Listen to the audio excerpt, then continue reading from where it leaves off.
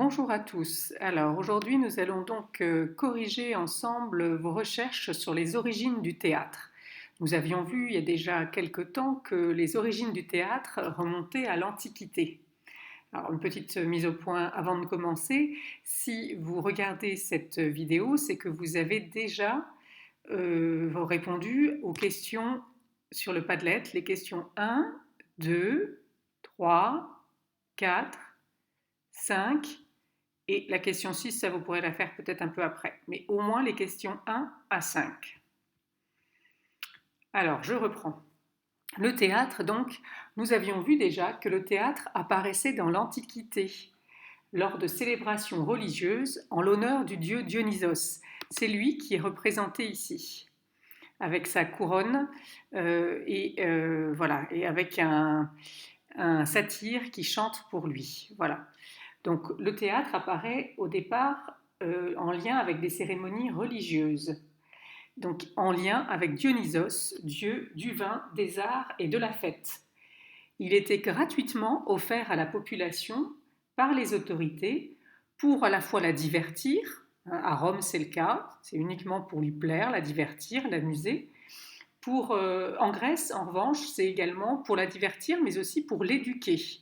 Donc c'est un spectacle qui est un peu un service public et qui en cela donc va être gratuit. Nous avions vu, c'était la deuxième question, que les deux genres du théâtre qui apparaissent sont la comédie et la tragédie. Et ici nous avons justement deux masques dont nous reparlerons, un masque comique et un masque tragique. Je vous laisse déjà deviner lequel est comique, lequel est tragique.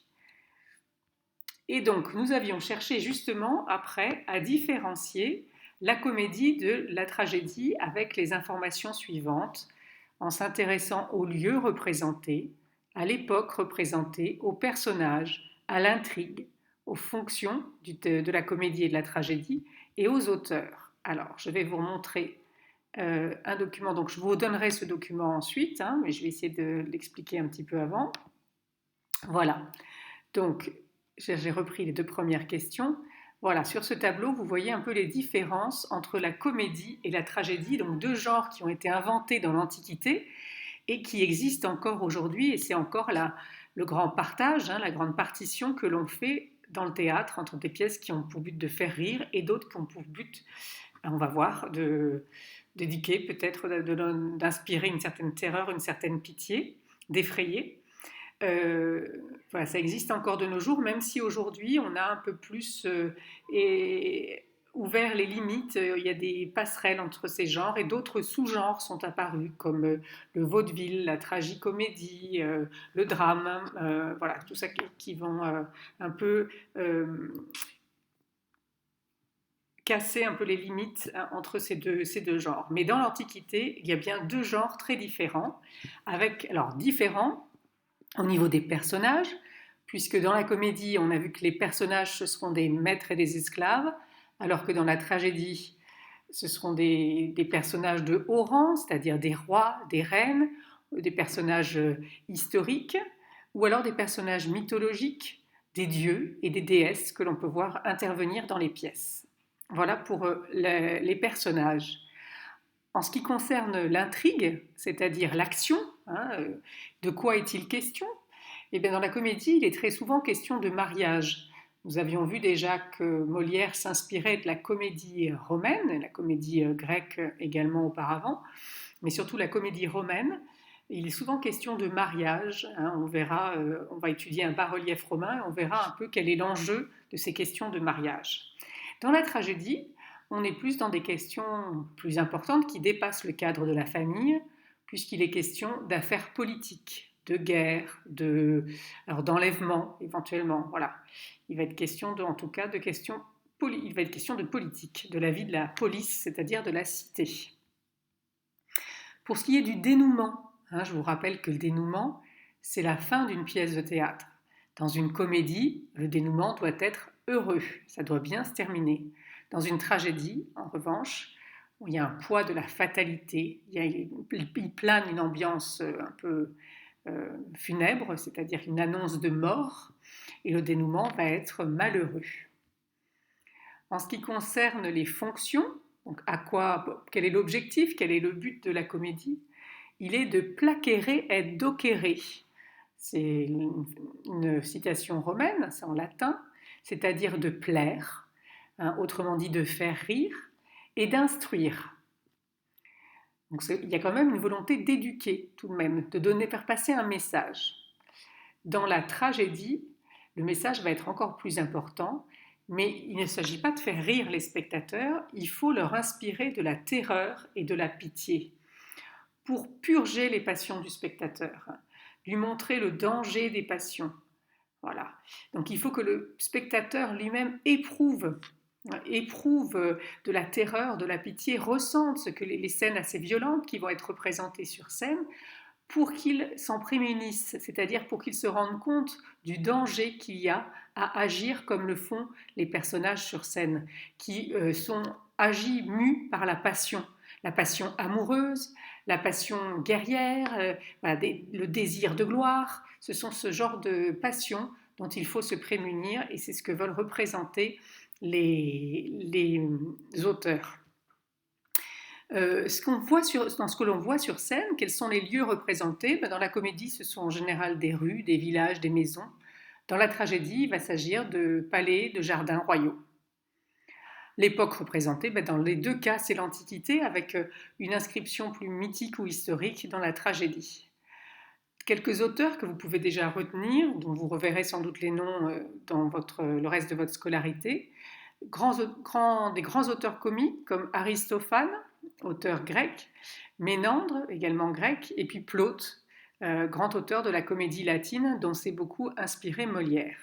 Pour la tragédie, alors les trois premiers sont grecs, Sophocle, Échille et Euripide, le théâtre évolue entre les trois auteurs, on verra, vous aurez peut-être l'occasion de voir ça un peu plus tard.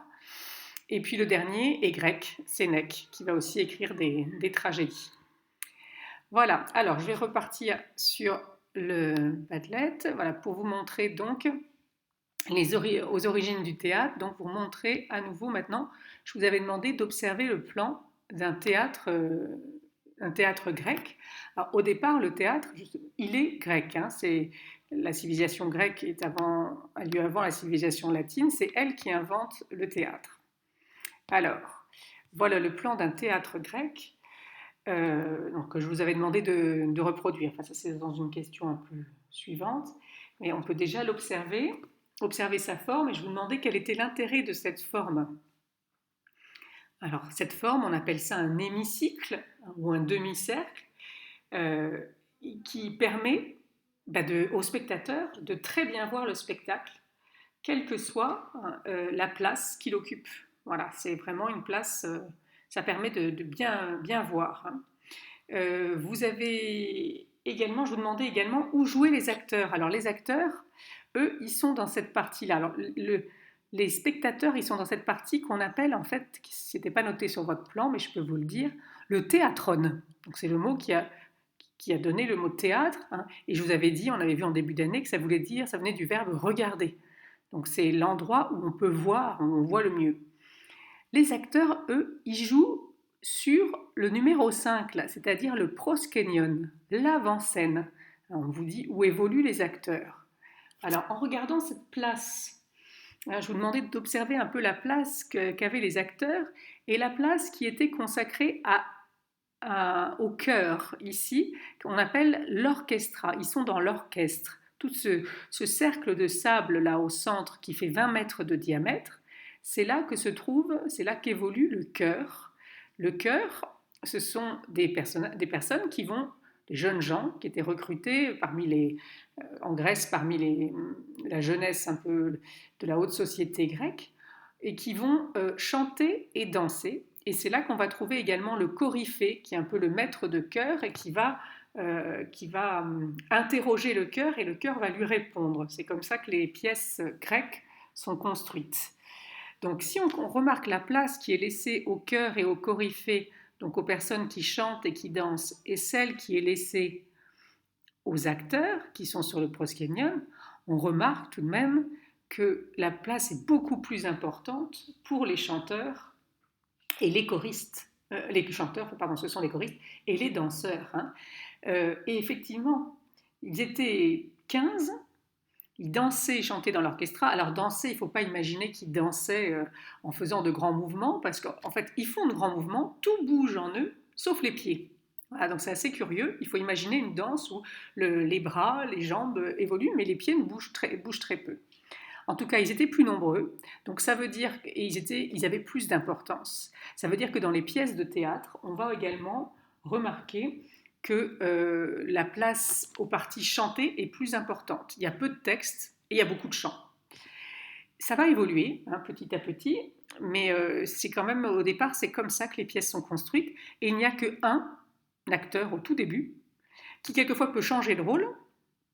Et c'est souvent l'auteur au départ qui joue le rôle de son personnage et qui va se changer de costume pour changer de personnage. Mais finalement, au fur et à mesure, là je vous ai dit entre les trois auteurs grecs, là ça va évoluer et on va passer de un à 3 acteurs. Voilà. Mais leur jeu, vous voyez, il est là-dessus, leur jeu, il est surtout statique, il bouge très peu. Hein, voilà. Donc, quant à ce qu'on appelle aujourd'hui la scène, vous voyez, c'est ce mot-là, la skène, qui a donné la scène, le numéro 4. En fait, à l'époque, c'est plutôt les loges, les coulisses, hein, les vestiaires. C'est là que les acteurs vont se changer et c'est par là qu'ils apparaissent en sortant par 3 portes. Donc, vous verrez, peut-être si vous êtes allé dans des grands théâtres français, parisiens par exemple, ou ailleurs, il y a encore, même dans l'organisation de théâtre, il y a encore ces 3 portes hein, qu'on a gardées depuis l'Antiquité, cette idée qu'il y avait 3 portes sur scène. Voilà. Mais les acteurs ne jouent pas dans la skène, ils pouvaient quelquefois jouer sur le toit. Ça pouvait arriver notamment quand il y avait quelqu'un qui devait faire le guet, qui devait surveiller quelque chose. Voilà pour le théâtre grec. Je crois que j'ai tout dit sur ça. Je voulais juste rajouter qu'à l'époque, en Grèce, le théâtre, il a lieu seulement 10 jours par an. C'est 10 jours de jeu où on a le droit de quitter son travail pour aller au spectacle parce que les spectacles se déroulaient dans la journée et que toutes les classes de la société pouvaient y assister. Mais donc tout le monde y était, toutes les classes, mais ils n'étaient pas assis au même endroit. Vous imaginez bien que les meilleures places, celles qui étaient en bas, étaient réservées aux personnages les plus importants, personnes les plus importantes, et puis plus on descendait dans l'échelle sociale, et plus on se retrouvait avec les places qui étaient les plus hautes. Hein. C'est encore le cas aujourd'hui, si vous allez à l'Opéra de Dubaï, les places les plus chères, elles sont bien sûr en bas. Voilà. Mais là, à l'époque, c'était gratuit parce qu'on pensait que c'était un devoir de l'État d'apprendre des choses, d'éduquer le peuple et donc il fallait qu'il vienne au théâtre. Voilà pour le théâtre. Alors ensuite, je vous avais montré l'évolution avec le théâtre grec et le théâtre romain. Et je vous avais demandé de les dessiner, de voir ces évolutions, de dessiner le schéma pour voir l'évolution un peu de la forme des théâtres qui en dit beaucoup sur l'évolution du théâtre de la Grèce à Rome. Alors, si vous regardez bien les deux, qu'est-ce que vous pouvez voir? Le théâtre grec, d'abord, qu'est-ce qu'on remarque? Il est ouvert, c'est un lieu ouvert, et il est ouvert sur la nature. Il s'inscrit vraiment dans la nature. Je ne sais pas si vous avez déjà eu l'occasion d'en voir des théâtres. Il y en a par exemple, je pense, un tout petit théâtre tout mignon à Byblos. Il y en a un aussi, il y en a beaucoup en Grèce, à Épidore, où on voit vraiment qu'ils sont dans des cadres magnifiques, souvent donc dans la nature à flanc de colline, parce qu'on profite de la colline pour creuser les gradins. Donc on se sert de la nature pour creuser le bâtiment. À Rome, on change, on crée en ville un lieu fermé. Donc le bâtiment est entièrement construit en pierre et donc on a pu vue sur la nature comme ça. Vous pouvez remarquer également que la forme n'est plus tout à fait la même, puisque ici on avait un hémicycle, mais qui était un peu dépassé, ça fait plutôt 240 degrés, alors que le théâtre à Rome ne fait plus que 180 degrés. Vous pouvez remarquer également une évolution dans l'orchestra, cette partie-là qu'il faut connaître, hein, l'orchestre, qu'on appelle toujours orchestre aujourd'hui. Et bien à Rome, justement, l'orchestre n'est plus dévolu au chœur et au coryphée. Là, si vous remarquez, il y a un coryphée et puis il y a 12 choristes. Et bien à Rome, On n'a plus de chœur, plus de coryphée, donc beaucoup moins de parties chantées et musicales.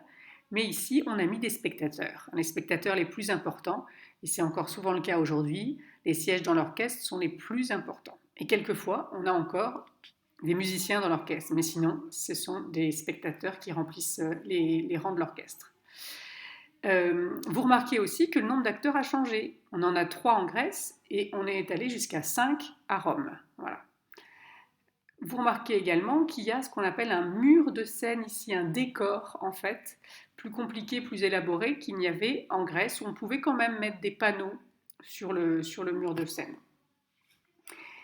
Et puis, et donc là où il y a plusieurs étages, et souvent il y a des statues, et puis il y a des fenêtres où on peut faire apparaître des acteurs, et ça permet aussi de mettre en place derrière, vous voyez, il y a de la place pour toute une machinerie, faire apparaître des dieux, faire voilà, il y a des poulies, il y a des cages qui peuvent sortir, il y a une sorte d'ascenseur, parce qu'ils aiment bien justement comme ça faire apparaître ce qu'on appelle le Deus ex machina, hein, faire tout à coup un coup de théâtre, faire apparaître un dieu, quelque chose qui va résoudre la pièce. Voilà, qu'est-ce que je n'ai pas dit encore? Donc vous voyez, entre la Grèce antique et Rome, la place des acteurs devient plus importante et ça va cesser d'évoluer dans ce sens.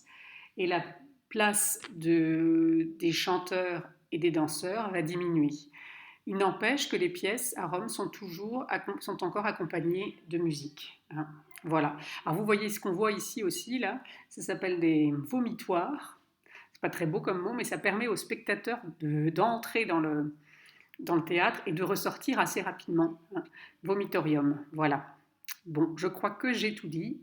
Je vais m'arrêter là. Si en dessous, juste, il y avait quelques petites lignes qui vous rappelaient que le premier théâtre, voilà, romain en pierre est édifié par Pompée en 55 avant Jésus-Christ. Donc jusqu'au 1er siècle avant Jésus-Christ, on a des théâtres qui sont soit creusés dans la nature comme en Grèce, soit qui sont des structures déjà de cette forme-là, mais qui sont en bois, qui sont démontables et qui n'ont lieu que pendant les 60, qui sont construites que pour les 60 jours de jeu et puis qu'on démonte après. Voilà. Et donc, vous voyez, on vous dit aussi, le premier théâtre, 27 000 places, c'est quand même des édifices importants. Et si vous allez tester l'acoustique, vous verrez, encore aujourd'hui, hein, quand on se met par exemple à Pompéi, il y a 2 théâtres, quand on se place au centre du théâtre de Pompéi, c'est ce que je fais souvent avec les élèves lorsque l'on y va, il y en a un qui se met en bas, les autres se mettent en haut, et c'est incroyable, on l'entend très bien. Voilà, donc si vous avez terminé ça, vous pouvez passer à la suite.